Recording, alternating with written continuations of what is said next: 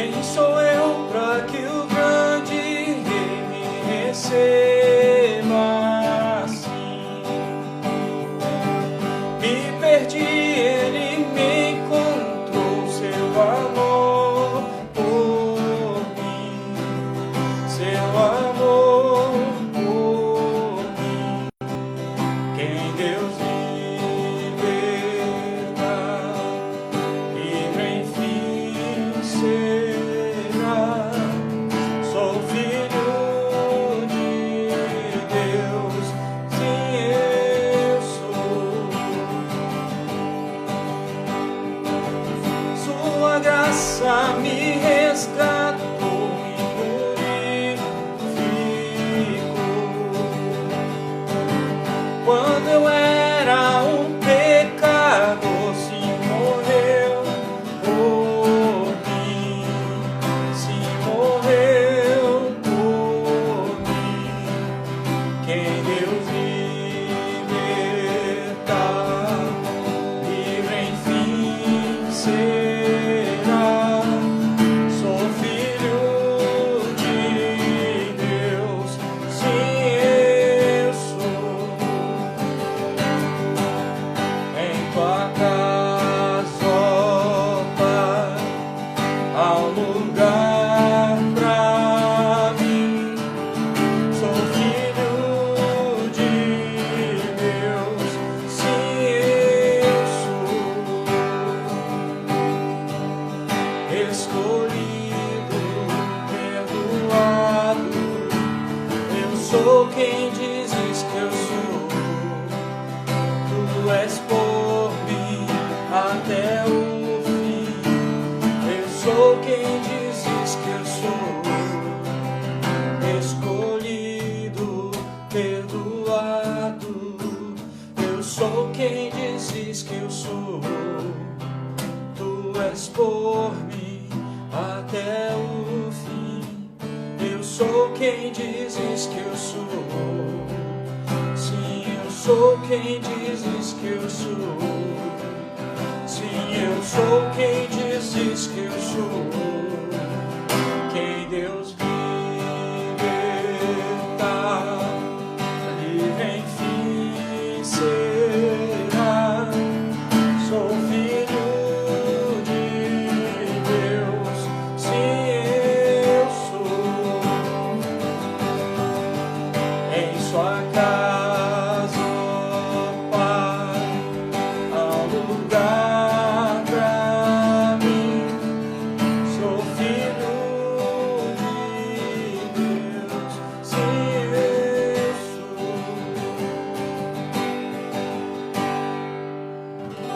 Amém, aleluia. Sim, eu sou filho de Deus, glória a Deus. Como vai você? Tudo bem? Muito bom dia. Esse é o dia que o Senhor nos concedeu para fazermos algo novo, fazermos algo diferente, fazermos acontecer as coisas. Mas enfim, estou aqui hoje para falar de um outro assunto, algo interessante no nosso dia a dia. Uma palavrinha chamada convencimento. Sim, convencimento. O mundo gira em torno de coisas e uma delas é o convencimento. Muitas vezes as pessoas querem convencer, né? Mas não entendem muito bem a essência desse convencimento, né? Vamos aqui trazer alguns conceitos que nós temos aqui, como já é uma prática. Eu quero citar aqui o que diz o Priber. Convencimento, né? Um conceito. Fazer ter, veja bem, fazer ter, parênteses, a alguém, a convicção de, parênteses, alguma coisa. Certo? Fazer ter a alguém a convicção de alguma coisa. Segundo conceito, persuadir a alguém, entre parênteses. 3. Provar a alguém que é culpado de alguma coisa. Convencimento. Então, o promotor de justiça está ali convencendo que aquele cara aquele cara cometeu um crime. O advogado de acusação está ali convencendo que certa pessoa cometeu um crime. Quarto conceito, acreditar, crer. Então, convencimento pode ser fazer, ter convicção de, persuadir, provar que é culpado de, acreditar ou crer. Então, esse é o sentido no conceito de persuasão. A persuasão, por si só, ela é atrelada ao convencimento, né? A gente já pôde perceber isso aqui. Muitas vezes a gente quer passar algo para alguém sobre algo que a gente tem convicção e a gente quer convencer essa pessoa de que isso é uma verdade. Ao mesmo tempo, a gente também pode ser convencido de algo. Então, existe uma verdade ali, essa verdade chega até mim e se torna uma verdade para mim a partir do momento que eu me convenci de que aquilo era uma verdade, que eu assumi isso como verdade. Ok. É um dos detalhes da explanação do que é o convencimento. Bom, hoje no nosso dia a dia, no nosso mundo de negócios, até mesmo dentro de casa, a gente precisa tratar desse termo, né, desse convencimento, da persuasão. E no mundo dos negócios, para quem lidar diretamente com o cliente, ou com, por exemplo, um grupo de funcionários que estão ali sob a sua supervisão, ou até mesmo se você tem boas ideias e quer levar isso adiante, você precisa ter alguns métodos de persuasão. Inclusive, existe aí no mercado vários livros, vários cursos acerca de persuasão. Tem um livro muito bom, a gente até tem ele como fonte de leitura de vez em quando, que é A Arte da Persuasão. Um livro bom, bacana, isso serve para o nosso dia a dia profissional, né? Agora, tem alguns pontos interessantes que eu trouxe acerca dessa persuasão. Então, veja bem, tem um conceito que profissionais da área dizem a respeito da persuasão. Eu fiz questão de anotar aqui para a gente ler sem deixar passar nada. Fazer alguém mudar de opinião não depende só de boa lábia. Influenciam pessoas e conseguir o que você deseja é um jogo. Influenciar pessoas e conseguir o que você deseja é um jogo de confiança. Veja bem, aqui a gente falou que não depende só de uma boa lábia. Não é só chegar e soltar o pozinho ali, como a gente utiliza um termo desde quando a gente era criança, adolescente. Tem um dos meus amigos que a gente falava que ele chegava e soltava o pozinho, né? A gente lembra muito aquele pozinho mágico do Peter Pan. E aí a gente lembra que quando ele sentava do lado de alguma mulher, de alguma menina, assim, ele sentava e soltava o pozinho dele ali, né? A gente brincava muito com ele a respeito disso. E hoje é um homem casado, muito bem casado, por sinal, tem uma família linda e amo muito a vida dele até hoje. Enfim, então assim, só não depende de lábia, mas depende desse lance da confiança, entende? Eu sentar e transmitir a confiança, uma confiança a essa pessoa. Então veja bem, tem alguns pontos aqui que eu levantei, né? Bom, muitas vezes a gente vai tratar desse termo da persuasão em alguns casos. Por exemplo, quando eu preciso ser bem sucedido em determinada tarefa que eu vou fazer. A persuasão vai entrar nesse detalhe, sim. Primeiro comigo, que eu preciso me convencer disso, né? E segundo, com quem estiver envolvido nessa tarefa que eu vou executar. Segundo, aumento salarial. Se você vai ter que pedir um aumento salarial para o seu chefe, você vai precisar persuadi-lo acerca disso. Então, para persuadi-lo, você vai utilizar de algumas situações, de algumas técnicas, de algumas coisas que vão te auxiliar nesse sentido. Aprovação de um projeto. Você tem um novo projeto que quer apresentar para uma equipe, para um cliente, para você, para a sua vida, para a sua família. Um projeto de mudança de cidade, por exemplo. Se você tem aí esse sonho, mas que esse sonho você consegue alcançá-lo, ou mesmo que não alcançar, mas é um sonho, você pesquisou tudo, tem tudo como objetivo, traçou, declarou, vai fazer, você pode ser bem sucedido. Você precisa pegar esse projeto e convencer a sua família de que isso, né, é fruto da sua fé, daquilo que você crê que tudo pode dar certo. Né? Então, vem aí o convencimento de um novo projeto. Projeto de mudança de cidade, projeto de mudança de rota, mudança de profissão. Não só para o que a gente imagina como, por exemplo, eu tenho aqui sou construtor, estou acostumado a fazer prédio comercial, sala comercial. Não, de repente eu vou construir prédios de apartamentos residenciais. Então é uma mudança de projeto também, né? A extensão de prazo de entrega, sim. Eu determinei um prazo de entrega de um trabalho escolar ou faculdade. Dependendo da sua forma de atingir o seu professor, você consegue persuadi-lo a estender esse prazo para você, né? Lembrando que nesse meio caminho muitas coisas vão envolver e ele vai analisar tudo. Por exemplo, você foi competente o suficiente para desenvolver a atividade, o que foi envolvido no estudo, né? Você só procrastinou, está pedindo mais prazo. Tem que ter muito cuidado com isso, porque se eu peço mais prazo além daquilo ali, primeiro para se dar um prazo, ele deve ter estudado que dava tempo de fazer isso na prática. Então, se você não teve tempo para fazer, o que te impediu? Quais foram as causas? A gente já falou sobre causa e efeito, né? Quais foram as causas daquilo que te impediu fazer a atividade no tempo certo, né? Para entregar no tempo certo. Então, beleza. A persuasão também pode ser atingida nisso, na extensão de um prazo de entrega de algo. Mais um ponto aqui que eu apontei. Mudar o comportamento indesejável de alguém. Você tem um colega seu que, cara, ninguém suporta o cara. Ele é um pé no saco. Ele abre a boca para falar besteira. Ele conta piadas sujas, sabe? Infantis.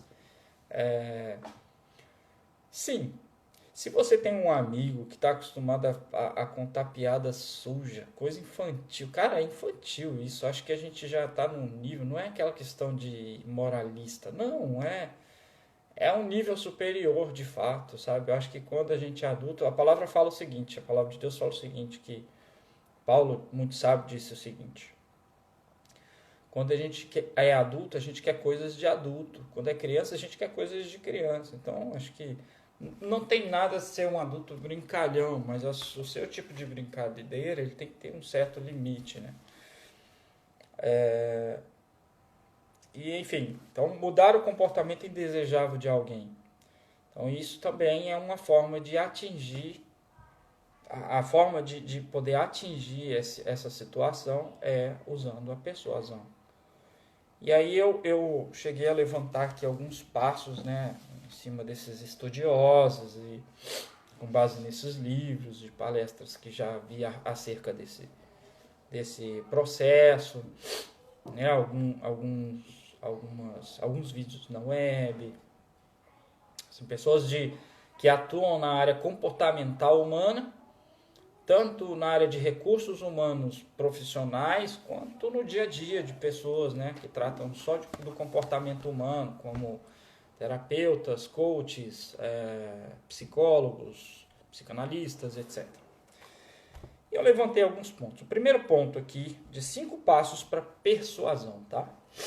Primeiro ponto. Olha só o primeiro, cara. Primeiro, escute. Primeiro passo onde se dá a abertura para ter uma conexão com alguém. Então, se você quer ter uma conexão com alguém para começar um assunto, começar uma conversa, tratar de algo, ou de repente até oferecer. Não, eu tenho uma caneta azul que eu preciso oferecer. Eu não vou chegar de cara e falar assim, quer comprar uma caneta? Primeira coisa que o cara vai falar assim, não, obrigado. Ou não estou precisando, não quero. Não, simplesmente. Mas peraí, e a abertura? Né? Você precisa dar uma abertura. Faz parte do processo de convencimento. A gente trabalha muito com persuasão num processo de vendas, por exemplo. Aí eu citando a minha vida profissional, por exemplo, eu também tenho que vender. Não é só desenvolver, criar soluções e tal, mas eu preciso vender também. A própria confiança no que eu vou fazer é uma venda. Então, eu tenho que convencer a pessoa daquilo. E o convencimento vem também na persuasão. Eu preciso muitas vezes ouvir a dor do cliente. Então, ele tem que abrir a boca dele, falar, tá doendo aqui, eu aperto aqui no meu pulso e tô sentindo essa dor. Olha, meu dia a dia aqui é complicado, porque... Vou citar um exemplo uma vez. Eu estava com um produto novo no mercado, na verdade, um concorrente novo que tinha entrado no Brasil, já conhecido mundialmente, mas entrou no Brasil e eu fui tratar disso. Era uma nova adquirente de cartões de crédito que existia na época. E aí eu fui indicado por um gerente de banco a ir em um supermercado. E eu fui a esse supermercado. E aí ele falou, não, realmente para mim é uma dor de cabeça tratar de cartões, porque a minha conciliação é muito dolorosa. E aí o que eu fiz? Eu marquei um dia com ele, fora do expediente, porque assim, era um dia que o dia a dia dele era muito corrido. Além do expediente, ele ainda ficava fazendo essas conciliações, o que tomava muito tempo dele, o telefone não parava, o funcionário não deixava de chamar. Então, conversar com esse cara era praticamente impossível, a não ser fora, né, dessas ocasiões. Então, assim, marcamos sim um horário fora, um horário em que ele tivesse à disposição para que ele pudesse abrir a boca dele e falar. Não era eu já chegar de cara e me apresentar e falar que... Não, eu precisava ouvir ele. Então, eu sentei de frente dele, simplesmente falei, me diga, qual é a sua dor?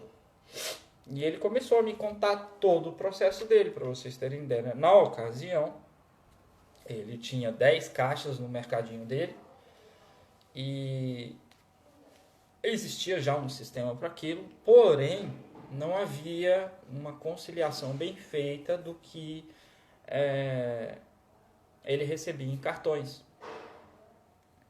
E aí, o que ele tinha que fazer? No final do expediente, ou seja, o caixa de todo mundo estava fechado. Além de recolher o dinheiro, ele recolhia assim aqueles comprovantes. Ele pegava todos os comprovantes, ele lançava esses comprovantes manualmente, um a um, em uma planilha Excel, juntava aquilo com a conciliação que ele tinha do sistema que gerava para ele, e dali ele tirava uma prospecção de alguma coisa. Então, assim, a atividade dele era muito dolorosa, tomava muito tempo. E o meu convencimento era de que um sistema poderia liberar o tempo dele ficar preso. O tempo que ele poderia estar curtindo a família dele em casa, tendo uma solução que já trouxesse para ele tudo que ele precisava. Um tempo maior de descanso que ele pudesse ter em casa. Alguma coisa nesse sentido, a preocupação que ele estava em excesso, a falta de confiança, sabe, em alguém também para ajudar. Então, tudo isso eu tinha que trazer à tona depois de ouvir primeiro. Se eu não tivesse dado ouvido para ele, ele simplesmente podia falar, isso aqui é mais um cara que está querendo me vender alguma coisa e eu preciso economizar, e a pessoa acaba não enxergando que ela, com o tempo dela, ela economizando o tempo, ela economiza dinheiro. Mas isso é uma arte de persuasão que a gente tem que atingir as pessoas. Então, assim, sim, e nesse processo de ouvir as pessoas, parar e ouvir, tem coisas que a gente tem que abdicar muito. É uma prática, porque é difícil. Deixar de lado vícios e preconceitos. Vícios. Eu sou viciado em... Eu acabo cometendo o seguinte, eu não tenho paciência de ouvir a pessoa. A pessoa, quando começa a falar mais de 1 minuto, ou chega a 1 minuto de falar sem parar, eu consigo desviar meu foco. Eu consigo desviar meu foco, eu começo a prestar atenção em outra coisa. Eu viro muito o rosto para olhar do lado e não estou olhando de frente para a pessoa para ouvir o que ela está me dizendo. Eu começo a olhar a mensagem no meu celular, eu começo a responder e-mails enquanto a pessoa está falando. Eu começo a dar atenção a um celular tocando o tempo inteiro. Eu começo a desviar o assunto e falar com outra pessoa. Tá? Isso são vícios que nos impedem de alcançar o primeiro passo da persuasão, que é escutar. Tá? O preconceito também é o que a pessoa está falando, se você, dependendo da forma que você esboça a sua face, sabe? Ou os filtros que a gente tem, né? O nosso filtro pode bloquear algo que muitas vezes esse algo vem da dor do cliente. E a gente tem ali alguma coisa para trazer o alívio à dor dele. Mas por preconceito que eu carrego em determinado assunto, aquilo bloqueou, não chegou e eu não captei a mensagem que ele queria. Eu não vou conseguir dar uma solução para ele, porque o meu preconceito não me deixou. Agora, esse lance do vício que eu falei antes aqui é terrível, porque você não está dando a atenção suficiente que ele precisa. Sabe, você precisa dar uma atenção genuína. E a atenção genuína, as pessoas estão carentes disso. Sabe, quantas vezes eu já fui abrir o coração para alguém, principalmente dentro da igreja, e esse alguém interrompia, cara. Isso para mim é o cúmulo do absurdo. Eu estou falando, abrindo meu coração, que já é algo que é difícil para as pessoas, abrir o coração. Quando a pessoa quer abrir o coração com você, cara, para o mundo, deixa pegar fogo onde está pegando. Dê atenção para a pessoa. Foque nessa pessoa. É o momento exclusivo que Deus está te dando para você tratar uma dor de alguém. Abrir o coração não é para qualquer um. Se a pessoa está abrindo o coração para você, cara, é uma grande oportunidade que você tem. Seja para o que for. O propósito dessa oportunidade você vai alcançar e vai atingir. Agora, a pessoa abriu o coração, pare tudo. Pare tudo. Essa pessoa, esse coração é precioso para você. É a chave do sucesso no alcance da persuasão. Então, abrir o coração, para. Não dê atenção à gritaria, não fique olhando, não comente besteira. Ah, tem um pássaro gritando. Cara, foque na pessoa, não fala, não para.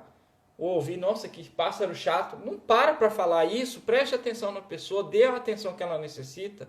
Se ela se incomodar em falar e aquilo está atrapalhando a fala dela, ela vai falar para você.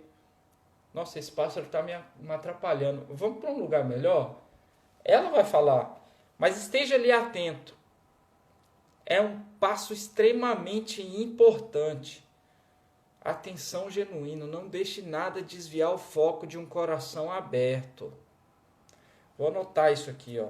Não deixe nada desviar o foco de um coração aberto.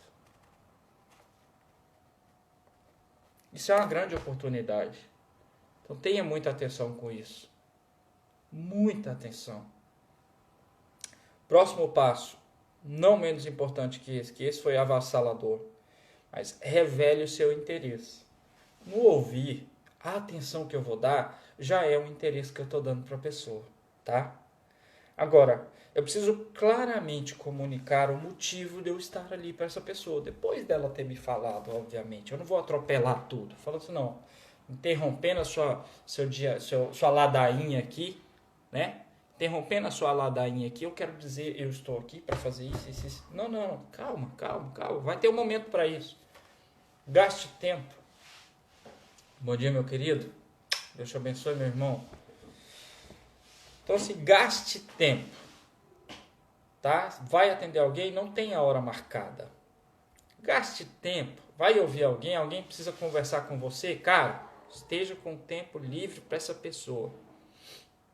Esteja com tempo livre para essa pessoa. Ouça essa pessoa, dê atenção. Depois que essa pessoa parar, não tem mais nada dentro do coração para falar, você vai e entra e fala, ó, eu estou aqui para te ajudar, para sanar a tua dor. Meu intuito de ter falado com você é por isso. Seja claro e mostre É nós. Seja claro e mostre pelo que você está aí. Qual o motivo real, né? Então a pessoa precisa sentir essa sinceridade. Essa sinceridade vai mostrar para a pessoa o seguinte: vai afastar primeiro qualquer mal entendido. Vamos supor que você tem falado pelo mundo acerca da nova aliança. Vou citar uma coisa maluca aí, uma coisa que anda acontecendo muito. Você tem falado, orado, declarado, criado vídeos, cantado músicas acerca da nova aliança. E vou dizer uma coisa: a nova aliança, ela escandaliza a religião. Ela escandaliza religioso, sabe por quê? Porque uma coisa central da nova aliança é que Cristo já lavou todos os nossos pecados. Então você não é pecador. Aí o religioso fala assim: o quê? Não, isso é um mal entendido. Literalmente um mal entendido. Por quê? Porque ele não entendeu a mensagem da nova aliança. E quando ele pega esse trecho dessa pessoa, ele leva o quê? E agora? Aí ele vem com esse mal entendido. Mas aí, depois de você ouvir toda a dor do cara, o cara tá com um preconceitozinho contra você porque você falou que Jesus levou os pecados e que ninguém é pecador mais. Com preconceitozinho. Aí você vem, peraí, depois de ouvir ele, aí você vem e fala: olha, eu tô aqui para te ajudar no que você está precisando. Além disso, estou aqui para fazer isso, para te mostrar o que foi a obra da cruz, para a gente enxergar junto na palavra fatos, enxergar junto na palavra o que foi a obra da cruz, o que foi a frase principal da obra da cruz, eu vou falar disso daqui a pouco, tá? O que marcou a obra da cruz, tá? Então é disso, tal. E aí você está afastando o mal entendido dessas pessoas, ok? Terceiro passo aqui é: inclua a visão do outro. Inclua a visão do outro. Sabe aquele lance de se colocar no lugar do outro? Sim. Então, por exemplo, você chega, você tem a sua cabeça ali preparada para o que você está convencido daquilo que você quer oferecer. Eu quero oferecer esse copo d'água que é maravilhoso. Nada como um bom copo de alumínio ou de inox, para você ter, cada um tem o seu dentro de casa e tal, né? Eu sou de uma família nordestina e costumava-se ter uma mesa com os copos, cada um com um copo às vezes a mãe escrevia ali com esmalte a letra inicial do nome de cada um para identificar que aquele copo era de fulano de tal. Então, bom, eu estou aqui para falar acerca do copo de alumínio. Beber água em copo de alumínio é maravilhoso. Mas fulano de tal, a quem eu estou conversando, me dirigindo a minha palavra, ele gosta de copo de barro. Sim, copinhos de barro. E aí, porque ele tem um convencimento dele. Ok, maravilha, mas eu vou lá e me coloco na posição dele. Se eu na posição dele, acostumado com copo de barro ele deixa a água fresca, parecendo uma água natural. É como beber água em filtros de barro. Então eu fico com aquela visão dele, sabe? E aí, o que acontece? Muitas vezes a gente fica focado na defesa do nosso argumento. Não, mas isso aqui é muito mais higiênico, isso aqui não enferruja e não sei o que, e papapá. Mas eu tenho que me colocar na posição dele para que a gente possa encontrar uma realidade em comum. Eu possa mostrar para ele: olha, perfeito, beber água em copo de barro é maravilhoso, mas veja bem, há bactérias que se acumulam nesses poros aí, que comprovado cientificamente, isso aí pode causar tal problema.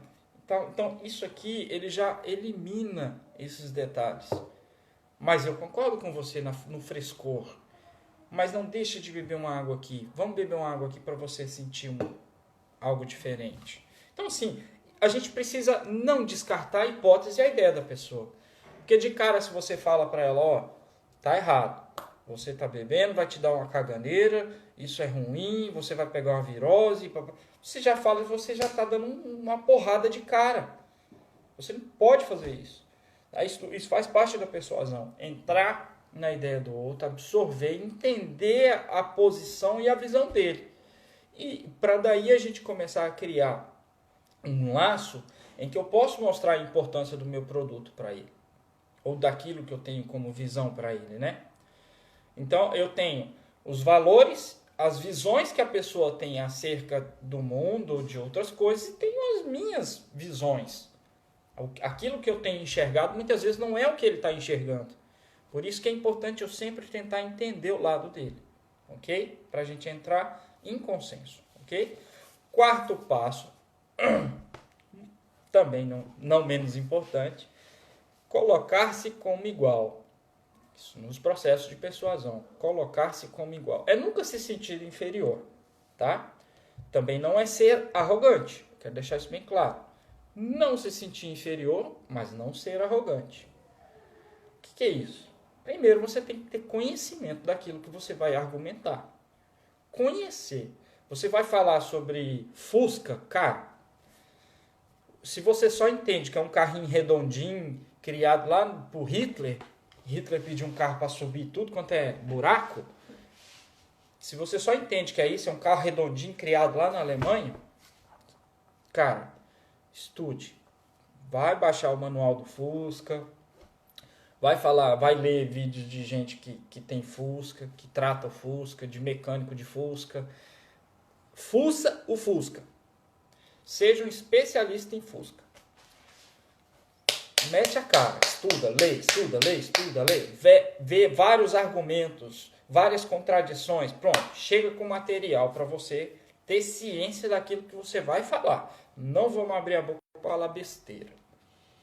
E não é porque você é novo em um ambiente, em uma igreja, em uma comunidade, em uma empresa, que você é um cara inexperiente, que você é inferior, na verdade, inexperientemente inferior. Não é isso. Você tem que mostrar, você tem que ter o seu espaço para poder demonstrar ideias, para poder convencer acerca de o que é melhor e o que não pode ser, uma ideia sua que venha trazer diferença naquela situação. Você precisa, de fato, conhecer o seu ambiente. Tá? Eu me lembro muito bem quando eu cheguei no Rio Grande do Sul, que estava junto com a turma, ainda conhecendo as pessoas me receberam muito bem.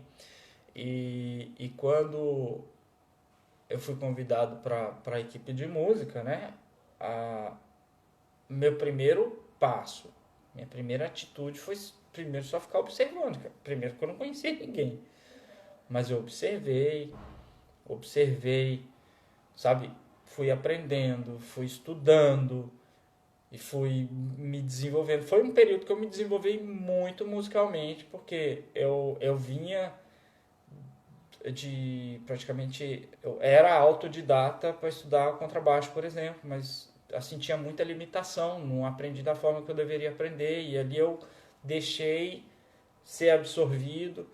Eu fui estudando aquele ambiente e fui vendo a realidade de como teria que ser, sabe? E aí eu comecei a me aprofundar e melhorar e olhar pessoas e começar a interagir, e eu cheguei a ponto de, quando eu já estava um pouco mais com carga de conhecimento, a citar situações, sabe, em que a gente poderia fazer melhor. Então eu vejo muito bem isso aqui, ó.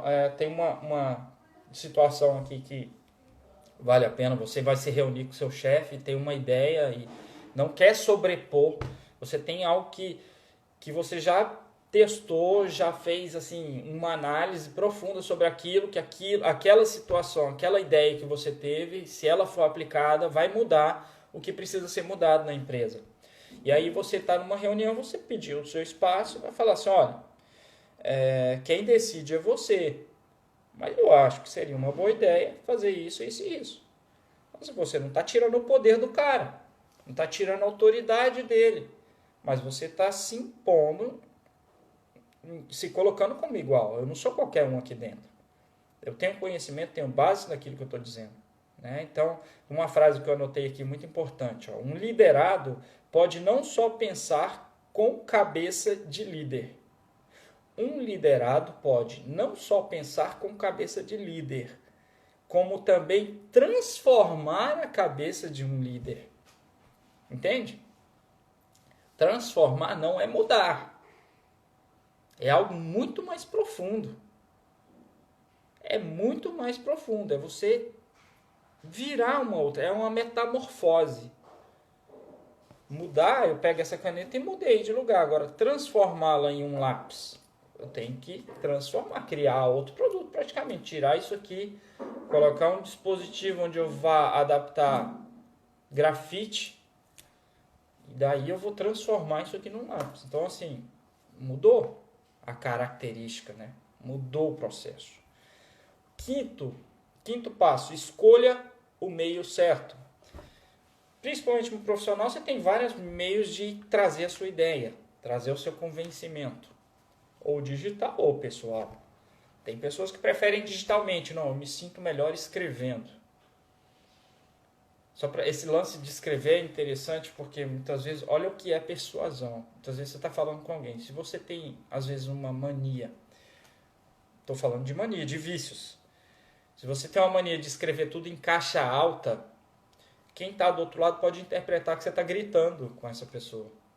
Está ofendendo, está se impondo sobre ela. Olha só como é, cara, a mente humana, né? Muitas vezes o seu coração não.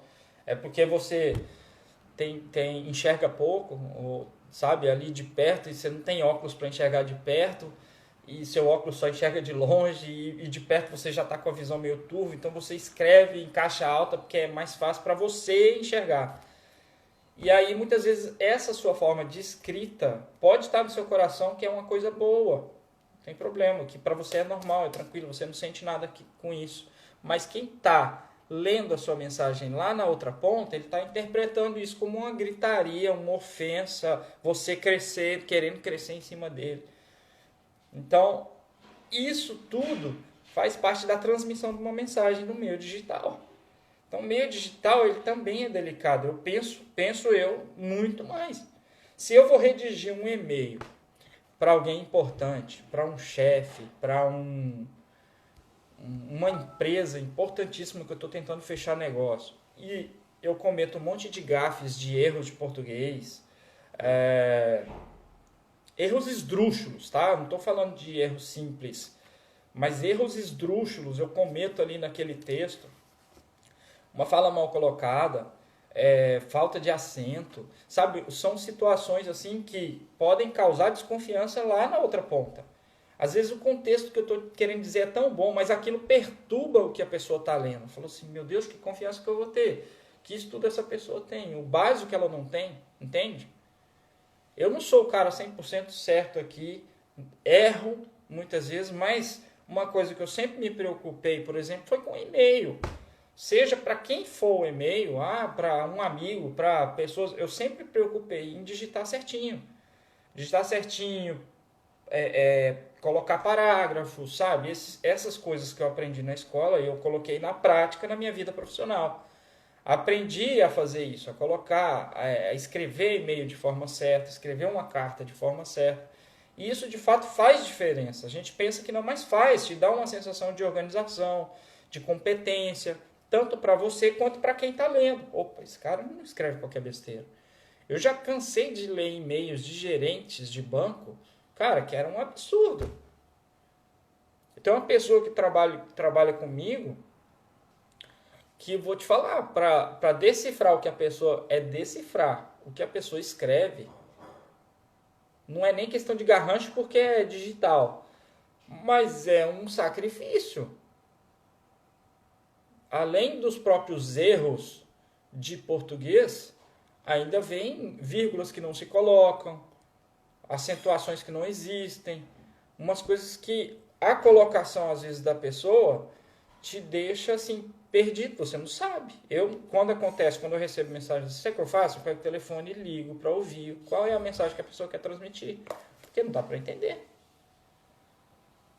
Então, isso é muito importante. Eu vou mandar um e-mail para qualquer pessoa, cara. Não seja cliente, eu vou mandar uma mensagem. Seja claro na mensagem, sabe? Não digite de qualquer forma. Você está querendo transmitir uma informação para alguém. Essa transmissão é importante. Agora, tem pessoas que preferem tete a tete, como a gente chama, né? Pessoalmente. Tá? A mensagem tem que ser entregue aqui. Eu tenho que olhar, falar, olhar nos olhos. O bacana de hoje em dia, sabe o que é? A gente tem videoconferência. Então, até o meio digital te proporciona isso aí. Você poder olhar no olho da pessoa. E o meio digital te proporciona isso, cara. Você consegue, na pessoa que você está conversando aqui, você consegue interpretar. E detalhe, cara, o meio digital, você consegue ver a pessoa se ela está prestando atenção ou não também. Porque aqui você está conversando com a pessoa, citando exemplos. É uma reunião de repente, uma reunião virtual, e aí você consegue ver se a pessoa está mexendo em outra coisa, se ela está aqui no celular, se ela está respondendo uma mensagem, se ela está fazendo... Bom, então isso é muito importante, sabe? E nessa época de quarentena, por exemplo, eu estou tendo muita reunião virtual, e a gente consegue perceber essas coisas. Mas então é extremamente importante. Agora, eu não posso tem alguns estudos foram feitos por faculdades de ciências humanas acerca dessa questão de convencimento. E online, na forma online, eles analisaram o seguinte: se você não convence através de 4 ou 5 trocas de argumentos, você não vai convencer mais. Isso eu estou dizendo no meio online, né? Então, sim, o que esboça, o que traz e fortalece o embasamento? Dados. Então, eu tenho que não só falar com argumentos, mas eu tenho que mostrar, olha, eu fiz uma pesquisa em 1970 e bolinha, fizeram essa análise e agora, no ano passado, fizeram essa outra. Olha o crescimento disso aqui em cima desse produto. Então, se você tiver dados com fontes confiáveis para mostrar, isso fortalece demais o seu embasamento, tá? Demais. Então, isso para todo tipo de embasamento. A gente trazendo isso para a nossa vida como cristão, cara, Cristo, Paulo, os apóstolos, utilizaram muito isso aqui. Muito. A forma deles principal de convencimento era a compaixão. Cristo, cara, era um cara extremamente compassivo. Ele falava para a gente o seguinte: olha, se alguém quer andar uma légua contigo, ande 2. Sabe? Se ela quer andar uma légua contigo, é porque ela quer conversar contigo. Eu me lembro muitas vezes que meu pai, quando eu era criança, falava para mim assim: meu filho, vou fazer uma caminhada. Oi, prima, bom dia. Meu pai falava assim para mim: filho, vou fazer uma caminhada. E eu falava: vamos. E muitas vezes eu tava com alguma coisa assim. Cara, Deus era fantástico, porque eu sempre tava com algum problema. Vou citar a última. Ainda era solteiro, já namorava minha esposa. E ela tinha engravidado, cara. E assim, eu era um cara que pelava de medo do meu pai. Eu falei: nossa, te amo também, querida. Vou ligar pra você hoje. Ontem o Espírito falou pra eu te ligar, hoje eu vou ligar. E aí eu tinha um... Cara, me pelava do meu pai. Sei lá, meu pai... Se ele fosse falar alguma coisa pra mim, eu já tremia.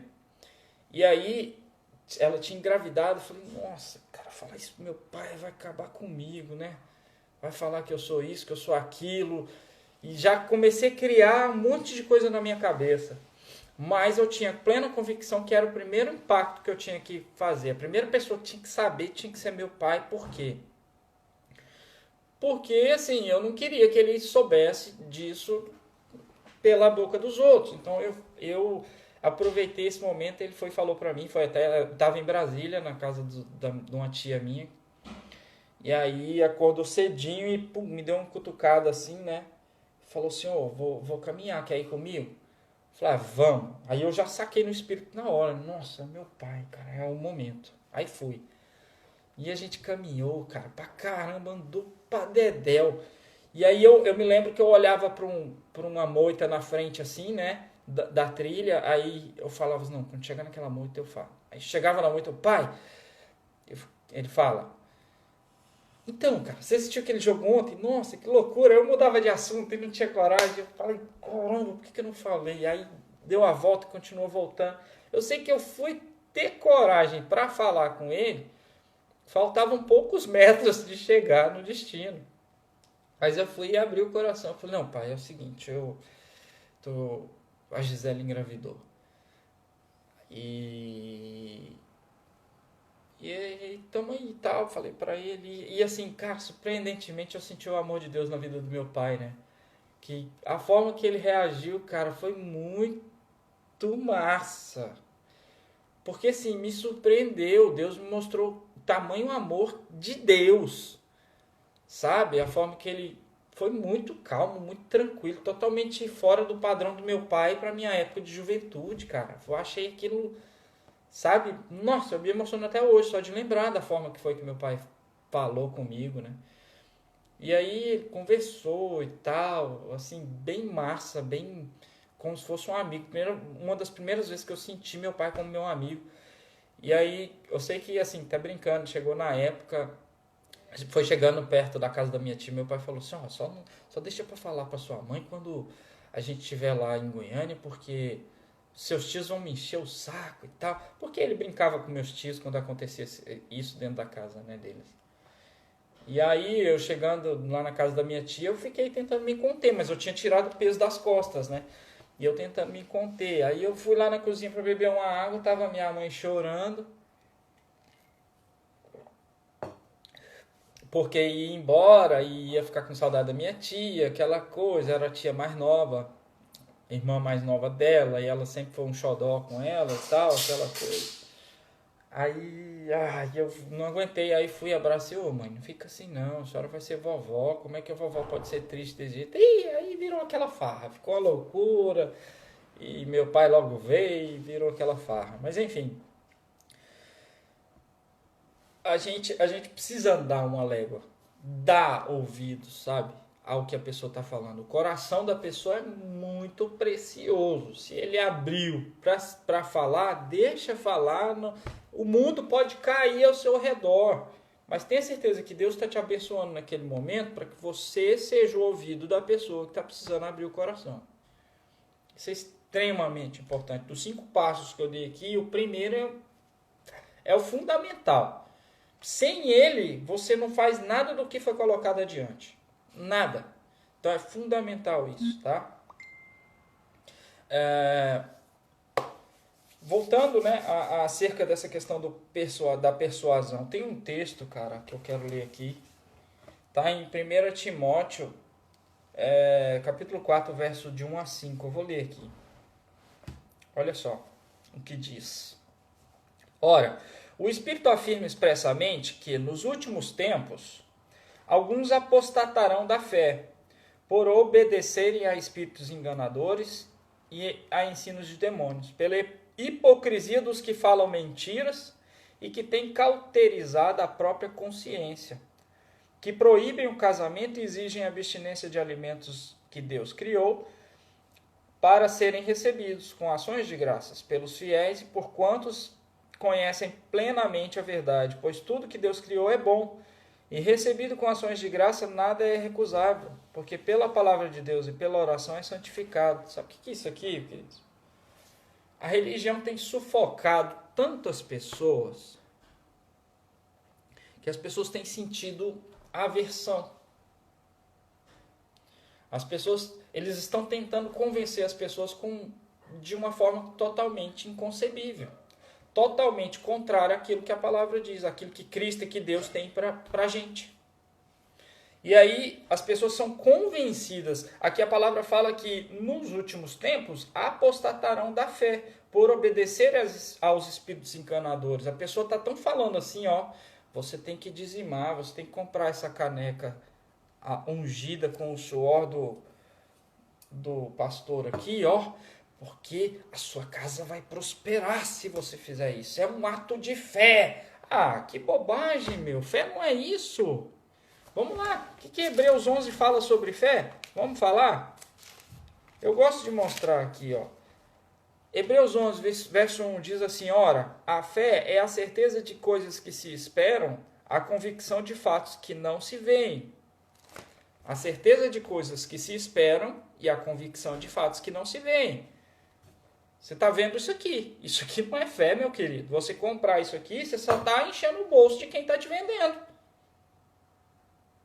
Entende? A gente precisa ser sábio o suficiente para interpretar essas situações. Então, eu não posso cair nesse tipo de bobagem. A palavra fala o que é fé. É a convicção de fatos. Eu quero frisar isso aqui, ó. A certeza de coisas que se esperam. Vou imaginar, por exemplo, eu espero passar num concurso público. Beleza. Esse é o primeiro passo, né? A convicção de fatos que não se veem. Ou seja, eu espero passar num concurso público. Agora, você está vendo você assumindo esse concurso público, você precisa ser convicto de se ver assumindo esse concurso público, esse cargo público. Entende? Isso é fé. Isso é fé. Subir o cargo é a mesma situação. É um fato que eu espero. É uma coisa que eu espero. Mas eu já me vejo naquele cargo, naquela subida de cargo. Eu quero construir uma empresa. Ok. Você espera construir uma empresa, mas você se vê construindo essa empresa. Eu tenho falado aqui de boot cerebral porque é você acordar de manhã cedo, primeiro, ativar Gênesis 1:26. Eu sou a imagem e semelhança do Criador. Pum, ativa isso na sua vida, todo dia. Seu boot cerebral. Você está restartando o seu sistema. E em seguida você começa a visualizar as coisas que você espera. E cria a certeza, te veja lá. Aquilo que você espera. E isso é fé. Isso é fé. Olha, Romanos 14:23 diz que orar, olha só. Os cristãos pecam quando oram. Caramba, isso aqui é poderoso, fortíssimo. Vamos lá. Exatamente, os cristãos pecam quando oram. Os cristãos pecam quando oram. Sabe por quê? Vou te mostrar aqui, ó. Aquele que tem dúvidas é condenado se comer, porque o que faz não provém de fé. E tudo que não provém de fé é pecado. Se você está orando sem fé, é pecado, porque tudo o que não provém de fé é pecado. Você está orando por orar, por desencargo de consciência? Saiba que você está pecando. Eu preciso ter uma convicção da fé daquilo que eu estou fazendo. Eu estou orando por cura. Você tem que saber que a cura já foi dada. Então você precisa o quê? Declarar a cura e visualizar essa cura. Muitas vezes a gente quer uma fórmula mágica. Uma simples frase, decorar, repetir. Repetir, a gente está cansado de ver na palavra que o Senhor Jesus pediu para a gente não orar em vãs repetições. Algo que já está feito. Eu falei sobre a frase mais importante da Bíblia. Sabe qual que é a frase mais importante da Bíblia? Jesus, antes de morrer na cruz, ele falou o seguinte: está consumado. Pum. Sabe o que é estar consumado? É aquela assinatura do cheque em branco. Assim. Ele disse, está consumado, está feito. Todas as coisas estão feitas, estão preparadas para você. E aí a gente tem aquele famoso texto de Efésios que diz que ele já nos abençoou com toda sorte de bênçãos nas regiões celestiais. Está tudo lá. Cabe a mim o quê? Primeiro, o que é a fé? Vamos voltar lá em Hebreus. A gente declarar de novo. A certeza de coisas que se esperam. Tudo que eu espero, preciso estar lá, nas regiões celestiais, porque ele já nos abençoou com toda sorte de bênçãos. Está lá. Certo? Eu estou convicto disso que eu não vejo. Que eu não vejo aqui naturalmente, mas eu estou convicto disso. Eu me vejo lá, me vejo com aquilo. Isso é fé. Traz ela para a realidade. Declara. Declara. Se veja todo dia. Você vai conseguir, vai romper. Assim vai ser todos nós. Assim é com todos nós. Tá? Então, assim, a questão de exposição de fatos, de dados, a Bíblia está aqui. Ela é uma exposição de dados, de fatos. E se você traz para a sua realidade de vida te traz isso. Tá? E assim, a palavra é tão clara em relação à salvação. Lá em Timóteo diz que a salvação ela é para todos. Ela não é para o evangélico, só para o evangélico. Ela não é para o católico, só para o católico. ela não é para o muçulmano, ela é para todo mundo. Só tem uma chave. É crer. É crer. Especialmente, a palavra completa assim, ó, ela é para todos, especialmente para os fiéis. Quais os fiéis? Os que mantêm seu coração focado na obra da cruz. É isso, o segredo, a chave é essa.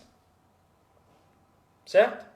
Eu quero finalizar aqui, abençoando sua vida, que você possa aprender essa questão da persuasão, do convencimento de forma sábia.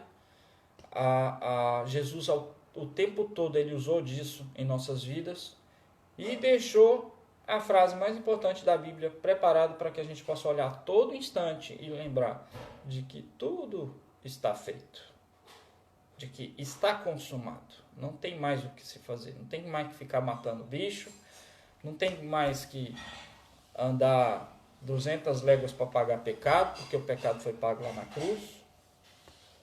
Tá? Você não tem que fazer jejum para conseguir alguma coisa. Não, te ensinaram errado. Jejum é para você, não é para Deus, tá? Porque ele já te deu tudo que você precisa.